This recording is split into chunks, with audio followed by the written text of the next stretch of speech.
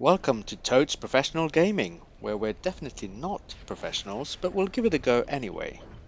Today we're diving into a PlayStation classic, Sly Cooper Free, Honor Among Thieves, and yes, we're playing it on a PS5 Pro, because why not give a beloved PS2 title a bit of a glow up? Thanks to official emulation, this game now comes with a few perks that make it even more fun. Save states, meaning you can pick up right where you left off without all that pesky dying and repeating. Enhanced lighting makes the colourful world of Sly Cooper pop like never before. And of course, it runs smoother than your favourite criminal mastermind's getaway car. So get comfy as we go thieving with a whole new level of class. The ball has stopped rolling. We've got an obstruction. I'm on it. The game doesn't waste any time diving straight into the aftermath of Sly 2, where Bentley's had a run-in with the bad guys that leaves him in a wheelchair. Instead of magically healing him, the game leans into the reality of his situation and deals with it relatively sensitively for a cartoony game. Bentley's wheelchair has been kitted out with all the gadgets a genius could dream of, making him more mobile than your average zoomer on a scooter.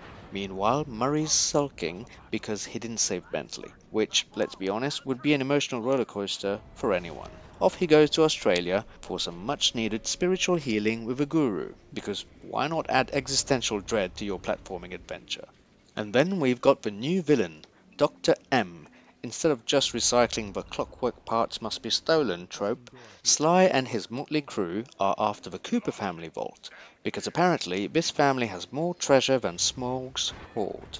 If you thought stealing treasure was getting old, Sly Free shakes things up with a bit of family history and ridiculousness, making the plot feel like an episode of Ocean's 11 meets Indiana Jones, with a lot more jumping on rooftops. Cooper, you must be Sly Cooper, the new keeper of the cane. Oh, how I long for this. The character roster in Sly Free gets a proper upgrade.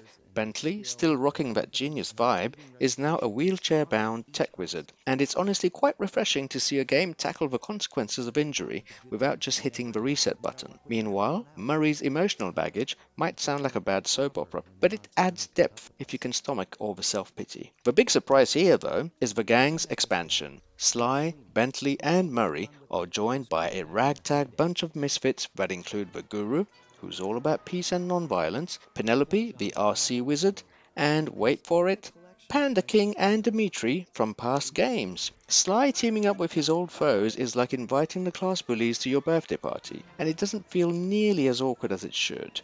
They all bring unique abilities to the table, and each character has their own little moment to shine, or whinge, depending on the scene. Hold tight, boys. The power's on the fritz again. Oh, and let's not forget Carmelita, the detective who keeps chasing Sly around like a dog with a bone. She gets her own gameplay sections here as well, but she's also a constant reminder that Sly's love life is more complicated than any of the heists he pulls off.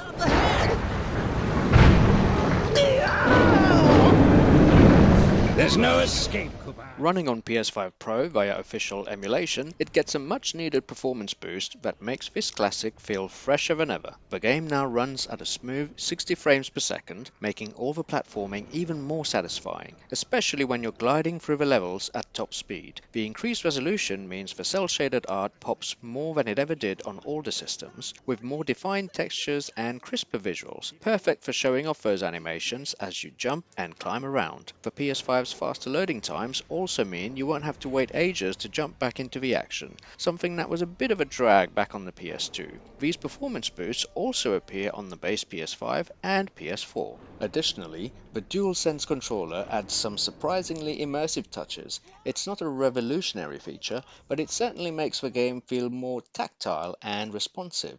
Of course, we're still not talking about Spider-Man level of immersion, but it's a nice bonus that elevates the experience without taking away the classic Sly feel. On the technical side, Sly Free can be a bit fiddly, especially when the camera decides to misbehave and get stuck on random surfaces. But hey, we've all been there. Sometimes you just can't get the angle right. Thankfully, you can adjust the strafe and waypoint indicators to help you not get completely lost in the game's sprawling levels. That massive dome marks the Venetian police station. Cops around here really like to make an impression. If you're here for platforming, you're in for a treat. Sly 3 sticks to its roots, with jumping, climbing, and stealthy thievery being the focus. But it wouldn't be Sly Cooper without adding some ridiculous new features, would it? This time, Sly's got an airship to command, because why not? And an actual pirate ship that you can commandeer. Yes, you heard that right. Pirate ship. It's like Assassin's Creed, but with more treasure and less philosophy. You get to shoot cannons, plunder ships, and live your best pirate life. It's a great addition that mixes things up in a refreshing way. The game is also packed with new missions, including a lot of "who thought of this" moments, like dressing up as a guard and stealing his shift, and the supporting characters' abilities. Bentley zipping around and hacking everything, Murray's muscular physique coming in handy in certain situations, and even the non-violent guru who literally hops onto enemies' backs to make them hurt themselves. Then there's Penelope, who flies around in RC vehicles, bringing a whole new kind of chaos into the Can mix. you really crack this coconut? Sure, just takes a light touch. Cool. Now let's talk accessibility, because not everyone's idea of getting a leg up is throwing themselves into a platforming marathon. We've already mentioned the save states, which provide a more forgiving experience when dealing with tricky platforming and timed objectives, but for visual accessibility, the game doesn't offer specific modes like colorblind filters or high contrast settings. That being said, the enhanced lighting and clearer visuals do help a lot when it comes to clarity. You won't be left squinting at murky environments. Control-wise, it's your classic platforming setup, with options for button mapping. Overall, if you're looking for a game that considers accessibility in its design, Sly 3 isn't it, but it offers enough for you to consider revisiting it in a modern light. I was concerned we were growing apart.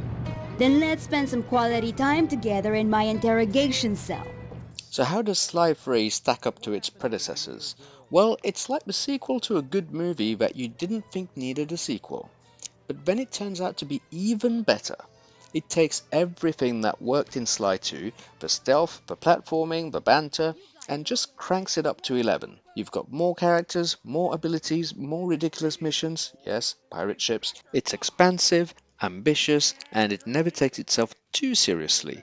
If you thought Sly 2 was a good time, Sly 3 is like being invited to the party and then discovering they've added a bouncy castle. You're really whole hog on this Dreamtime stuff, huh? My mind is clear, like the woodland after a forest fire.